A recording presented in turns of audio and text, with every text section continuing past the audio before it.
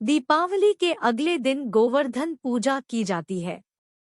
लोग इसे अन्नकूट के नाम से भी जानते हैं। इस त्योहार का भारतीय लोक जीवन में बहुत महत्व है। इस पर्व में प्रकृति के साथ मानव का सीधा संबंध दिखाई देता है। इस पर्व की अपनी मान्यता और लोक कथा है। गोवर्धन पूजा में गोधन अर्थात गायों की पूजा की जाती है। शास्त्रों में बताया गया है कि गाय उसी प्रकार पवित्र होती है जैसे नदियों में गंगा। गाय को देवी लक्ष्मी का स्वरूप भी कहा गया है। देवी लक्ष्मी जिस प्रकार सुख समृद्धि प्रदान करती है, उसी प्रकार गौ माता भी अपने दूध से स्वास्थ्य रूपी धन प्रदान करती है। इनका बछड़ा खेतों में अनाज उगाता है। ऐसे गौ संपूर्ण मानव जाति के लिए पूजनीय और आदरणीय है। गौ के प्रति श्रद्धा प्रकट करने के लिए ही कार्तिक शुक्ल पक्ष प्रतिपदा के दिन गोवर्धन की पूजा की जाती है और इसके प्रतीक के रूप में गाय की गोवर्धन पूजा की झलक। जब कृष्ण ने ब्रजवासियों को मूसलधार वर्षा से बचाने के लिए 7 दिन तक गोवर्धन पर्वत को अपनी सबसे छोटी उंगली पर उठाकर रखा और गोपिकाएं उसकी छाया में सुखपूर्वक रहे। 7वें दिन भगवान ने गोवर्धन को नीचे रखा और प्रतिवर्ष गोवर्धन पूजा करके अन्नकूट उत्सव मनाने की आज्ञा दी।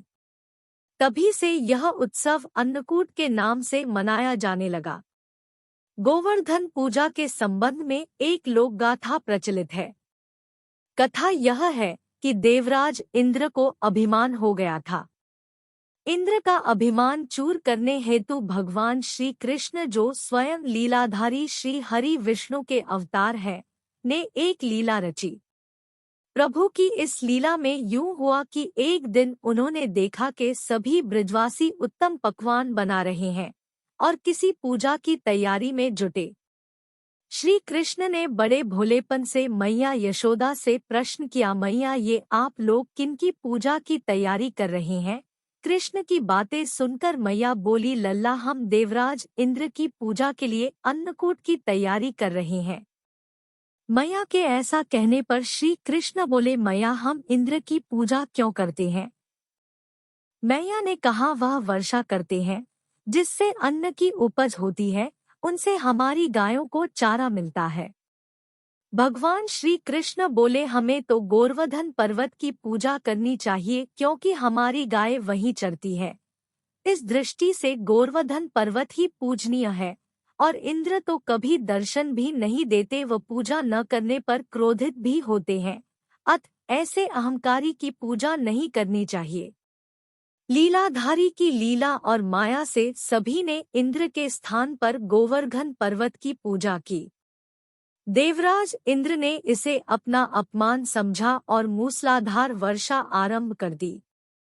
प्रलय के समान वर्षा देखकर सभी ब्रजवासी भगवान कृष्ण को कोसने लगे कि सब इनका कहाँ मानने से हुआ है। तब मुरलीधर ने मुरली कमर में डाली और अपनी कनिष्ठा उंगली पर पूरा गोवर्धन पर्वत उठा लिया और सभी ब्रजवासियों को उसमें अपने गाय और बछड़े समेत शरण लेने के लिए बुलाया। इंद्र कृष्ण की यह लीला देखकर और क्रोधित हुए फलत वर्षा और तेज हो गई।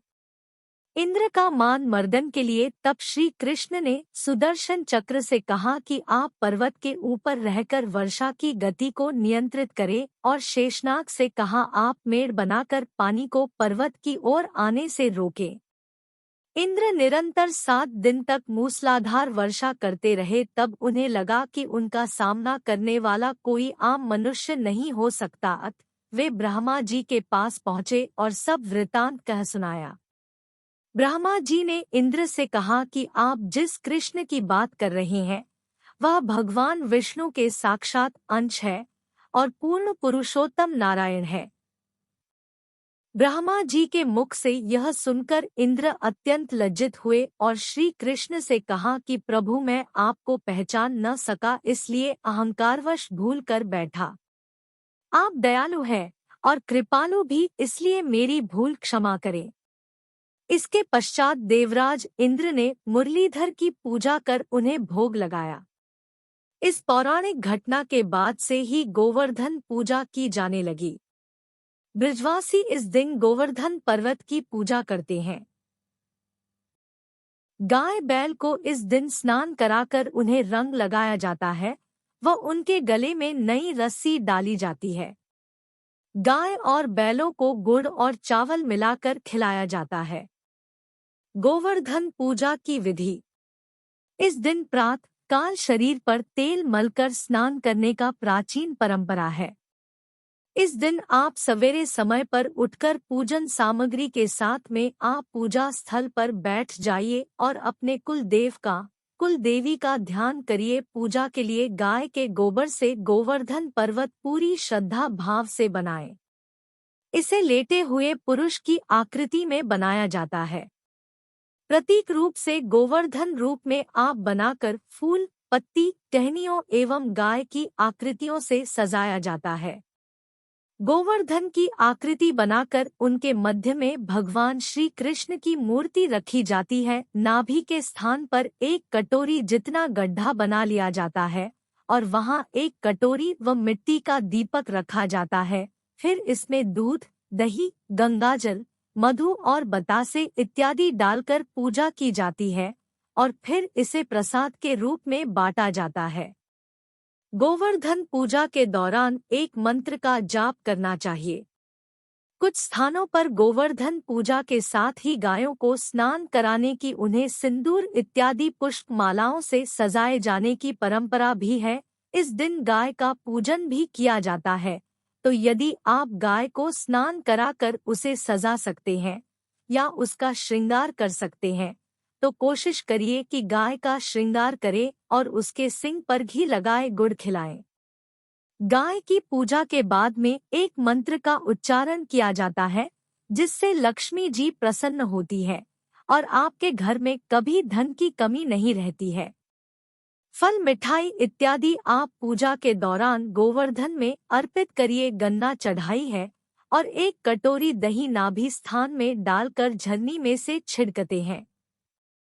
गोवर्धन जो बनाया जाता है गोबर का, उसमें दही डालकर उसको झरनी से छानिए और फिर गोवर्धन के गीत गाते हुए गोवर्धन की 7 बार परिक्रमा की जाती है। परिक्रमा के समय एक व्यक्ति हाथ में जल का लोटा व दूसरा व्यक्ति अन्न यानी कि जौ लेकर चलते हैं और जल वाला व्यक्ति जल की धारा को धरती पर गिराते हुआ चलता है और दूसरा अन्न यानी कि जौ बोते हुए परिक्रमा पूरी करते हैं।